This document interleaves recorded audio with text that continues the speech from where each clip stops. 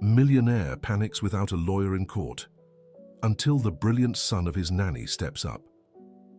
Richard Harrison felt sweat trickling down his forehead as he stared at the empty table beside him in the courtroom. His lawyer had abandoned the case the day before, claiming threats from competitors who wanted to destroy his construction company. Now, alone, he faced a lawsuit that could cost him everything he had built over 20 years of hard work. That's when he saw a small hand rise from the audience.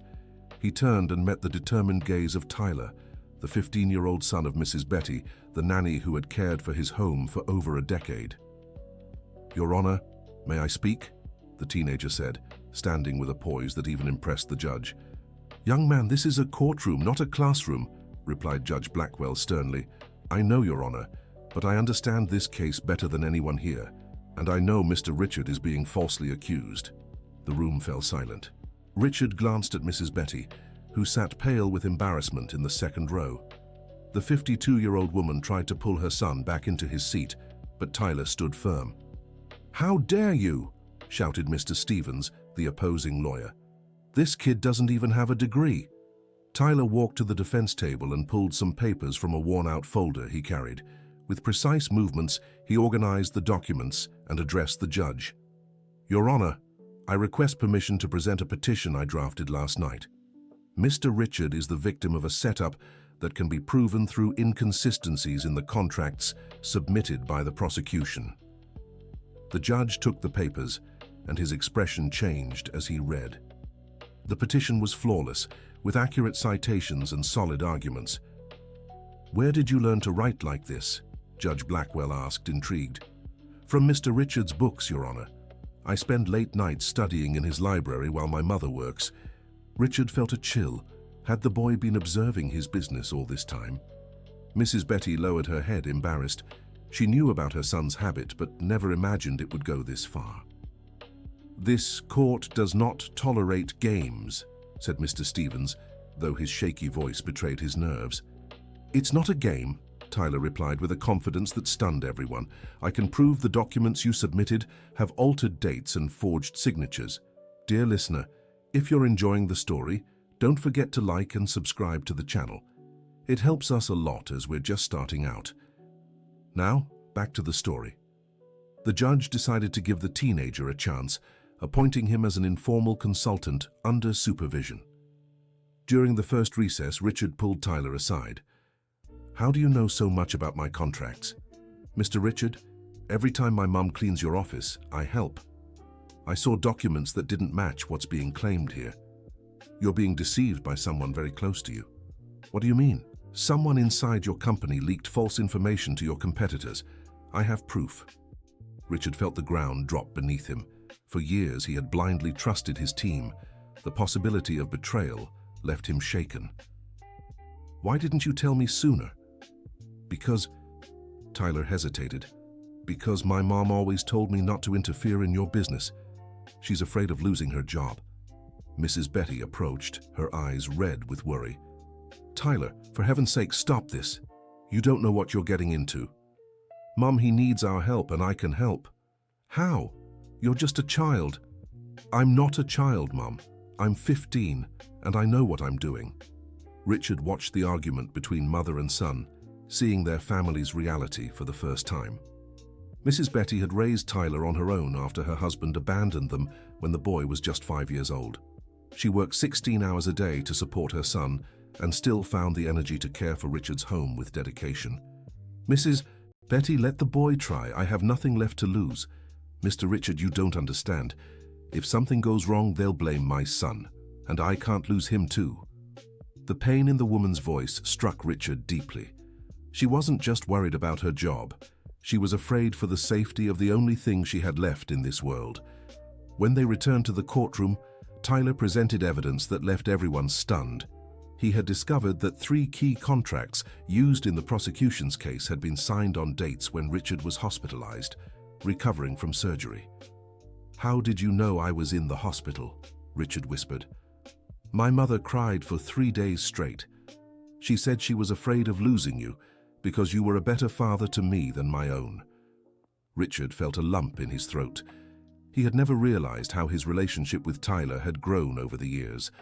The boy truly saw him as a father figure. Mr. Stevens tried to discredit the teenager, but every argument Tyler made was backed by solid proof. The prosecutor began to sweat, realizing his case was falling apart. "Your Honor, this boy could have fabricated this evidence. We can't trust documents presented by a minor." "The evidence came from the construction company's own files," Tyler replied calmly. "I just organized them chronologically and found the inconsistencies." "And how did you access those files?" "Because my mother files them every week as part of her job, and I always help." Judge Blackwell called for another recess to examine the evidence more closely. During the break, Richard finally understood the magnitude of what was happening. "Tyler, you saved my company. How can I ever thank you?" "You don't have to thank me, Mr. Richard. You've already done so much for us." "What do you mean?" "When I was 8, I got really sick. My mother didn't have money for a private hospital, but somehow she got me admitted to the best one in the city. She called it a miracle, but I always knew it was you." Richard looked away, embarrassed. He had asked Mrs. Betty never to tell her son about his financial help back then. "And when I was 12, law books appeared in the library. My mother said they were donated, but they were all brand new, still with price tags from the bookstore where you always shop." "Tyler, you've always looked after us, even when we didn't ask. Now it's my turn to look after you." Mrs. Betty stepped closer, her eyes filled with tears. "Mr. Richard, thank you for everything you've done for us. I always knew, but I never had the courage to say it." "You're my family," Richard said, moved. "Forgive me for never saying it before." The moment was interrupted as the session resumed. Judge Blackwell had found even more irregularities in the prosecution's documents, but the real bombshell was yet to come. Tyler stood again, this time with a graver expression.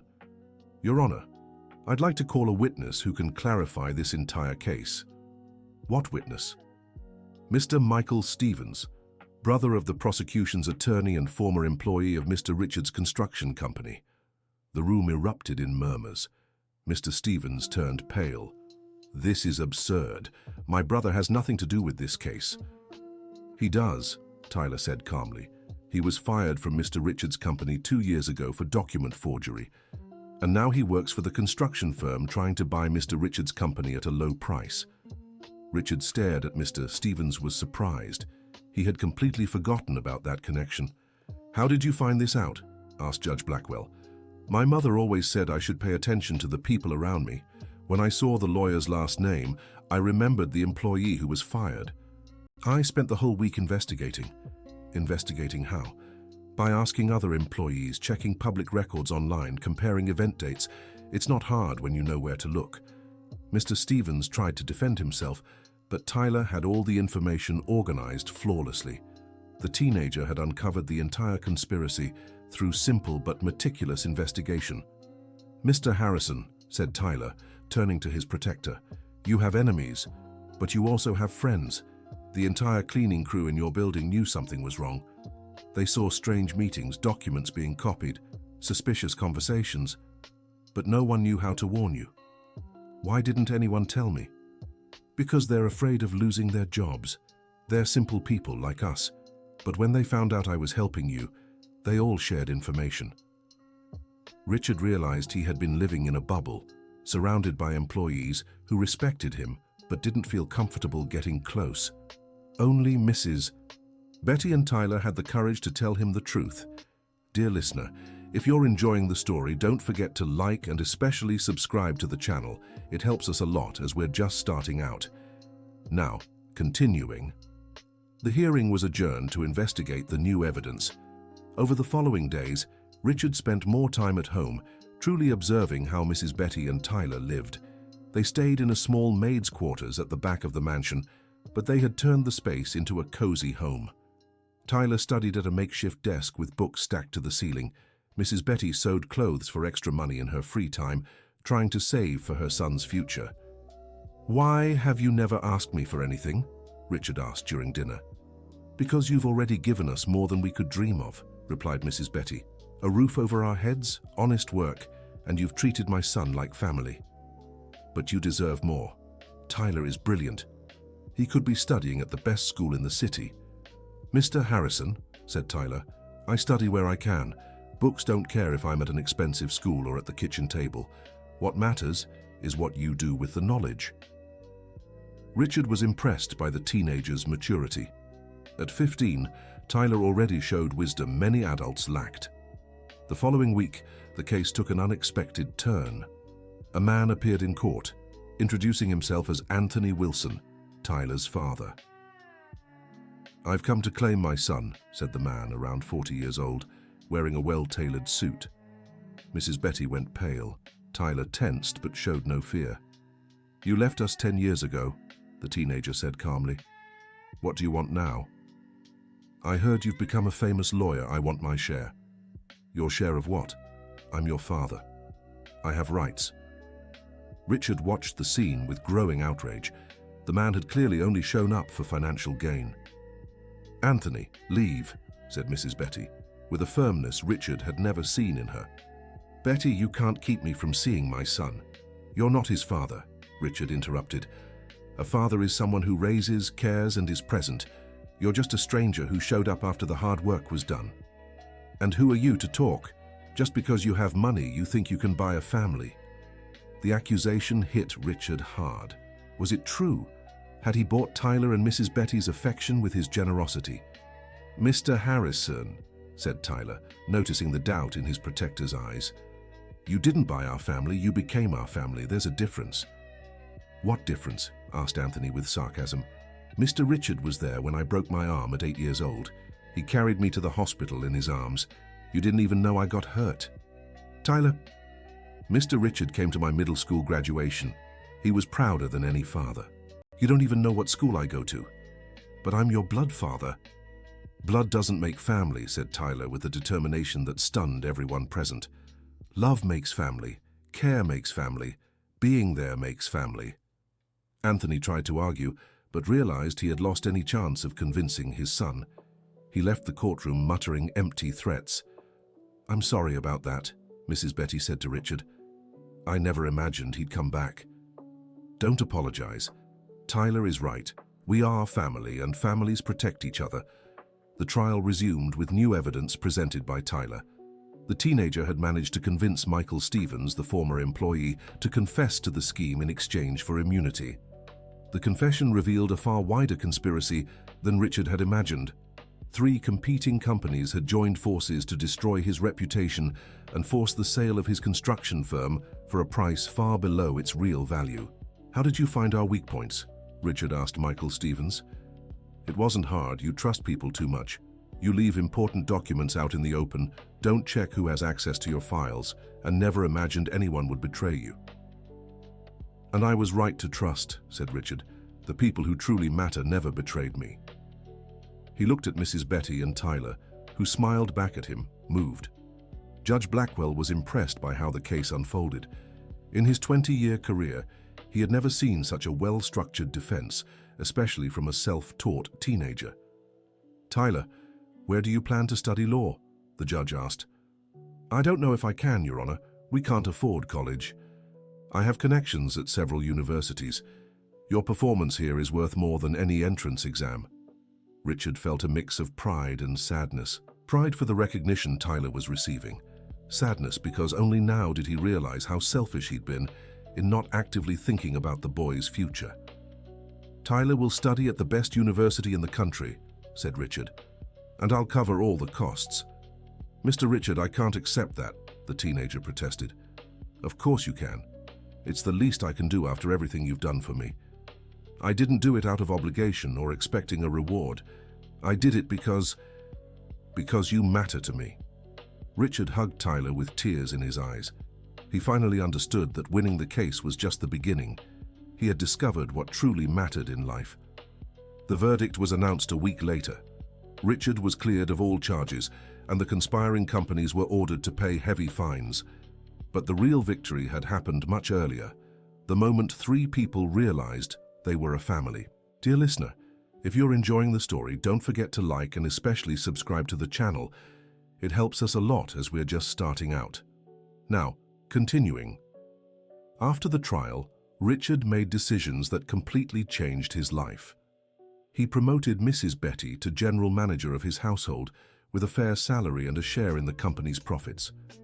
Tyler received a full scholarship to study law at the best private university in New York City. But the changes didn't stop there. Inspired by Tyler's example, Richard created a scholarship program for employees' children. He also established a fund to help families going through hard times, remembering how he had almost lost the most important people in his life by not paying enough attention to the details. "Mr. Richard," said Tyler on the day he left for university, "thank you for believing in me when I didn't even believe in myself. Thank you for showing me what truly matters. What will you do while I'm studying?" "I'll learn to be a better man. And I'll take care of your mother the way she's taken care of me all these years." Mrs. Betty watched the conversation with her heart overflowing with happiness. Her son was achieving dreams she had never dared to imagine, and he had finally found the father figure she had always wished for him. During Tyler's college years, Richard became a different man. He made a point of getting to know all his employees personally, instituted regular meetings to hear suggestions and complaints, and built a work environment based on mutual trust. The construction company thrived like never before. Motivated and respected employees worked with dedication, and the company's reputation for honesty attracted important clients. Tyler graduated with honors, specializing in business and labor law. At the graduation ceremony, Richard sat in the front row with Mrs. Betty by his side, both applauding with tears of pride. "Mum," said Tyler, handing his diploma to Mrs. Betty, "this diploma is ours. It's as much yours as it is mine. Son, you earned this with your own hard work. I earned it because you taught me that education mattered, even when we had almost nothing. You washed clothes late into the night just to buy me books. This success is yours." Richard watched the scene and realized he had just witnessed one of the most valuable lessons of his life. True success wasn't measured just in money, but in the ability to turn hardships into achievements and lift up those around you. 5 years after graduation, Tyler returned to work at the construction company, not as an employee, but as a minority partner. Richard had reorganized the business to include shares for long-time, dedicated employees. "Mr. Richard," said Tyler, now a respected young lawyer, "I have a proposal. Go ahead. I want to create a legal department that offers free assistance to construction workers. Many of them are exploited because they don't know their rights." "That's an excellent idea, but it'll be expensive. Not if we do it smartly. We can partner with universities, create a paid internship program, and turn this into a model for others." Richard smiled. The boy who had saved his company now wanted to save an entire workforce. "Do it. You have my full support. And my share of the profits to fund it. Tyler, you don't have to." "I do. I learned from a very wise businessman that true success is shared." The project was a resounding success. Within 2 years, the company's legal department had assisted over 1,000 workers, recovered millions in denied labor rights, and become a model for other businesses. At 28, Tyler married Olivia Parker, an architect he met during one of the company's social projects. The ceremony was held in the garden of Richard's mansion, where he insisted on walking Tyler down the aisle, since he was the father Tyler had chosen to have. Mrs. Betty, radiant in her navy blue dress, wept with joy seeing her son fulfill yet another dream.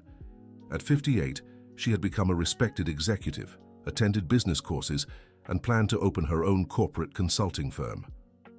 "Mom," said Tyler during the reception, "remember when it was just the two of us in that little room?" "I do, and I remember you studying until dawn, dreaming of a better future." "The future I dreamed of was small compared to what we've achieved." "We didn't just achieve it, son, we earned it. Together." Richard approached the couple, holding an envelope. "Tyler, this is my wedding gift to you." Inside the envelope was the deed to a 5,000 square foot lot in the most prestigious part of the city. "Mr. Richard, this is too much." "It's not too much. It's the place where you'll build your home, raise your children, and continue the family we started together." Olivia hugged Richard, moved. She had fallen in love not just with Tyler, but with the entire story of this family, built with love and dedication. "Dad Richard," she said, using the affectionate nickname she had created. Thank you for raising the extraordinary man I married.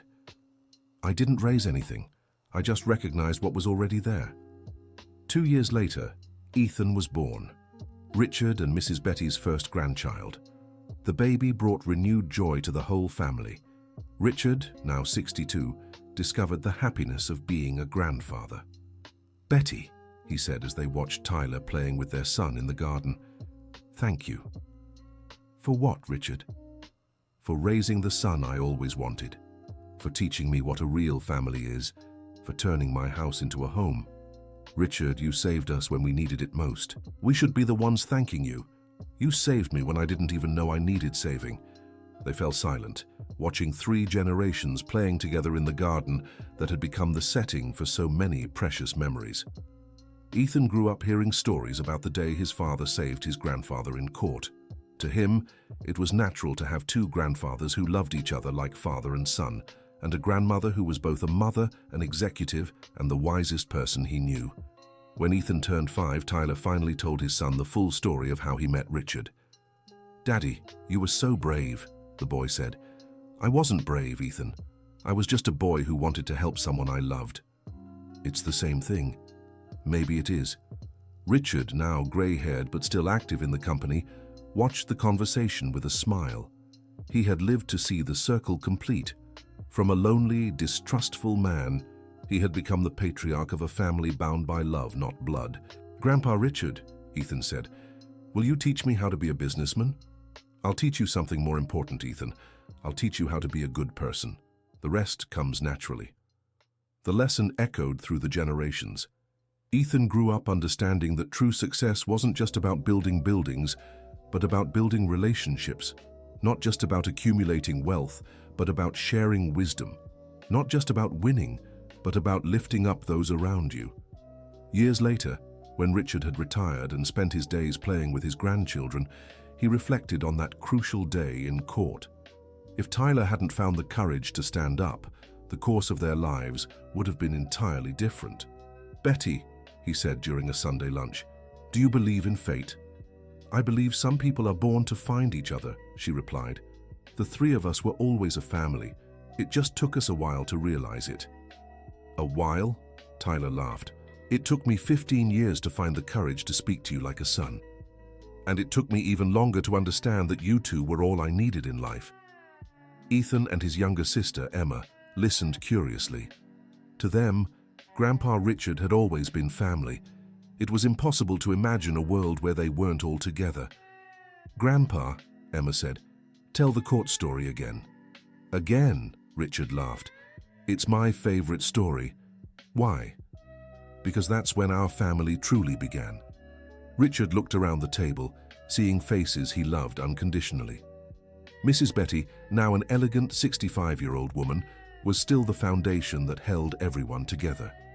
Tyler, a respected lawyer and exemplary father, remained the brave boy who had saved his life. Olivia had become the daughter he never had, and the grandchildren were the promise that the story would continue. "Emma is right," said Richard. "That day in court was when our family began. But do you know the best part?" "What?" the children asked in unison. "The story isn't over yet. Every day we write a new chapter together. And so, the family born from a moment of courage in the courtroom kept growing, loving, and proving that the strongest bonds aren't those of blood, but of choice, care, and unconditional love." The end. Now tell me what you thought of this touching story. Do you believe love can create bonds stronger than blood? Leave your honest thoughts in the comments and don't forget to like and subscribe for more heartfelt stories.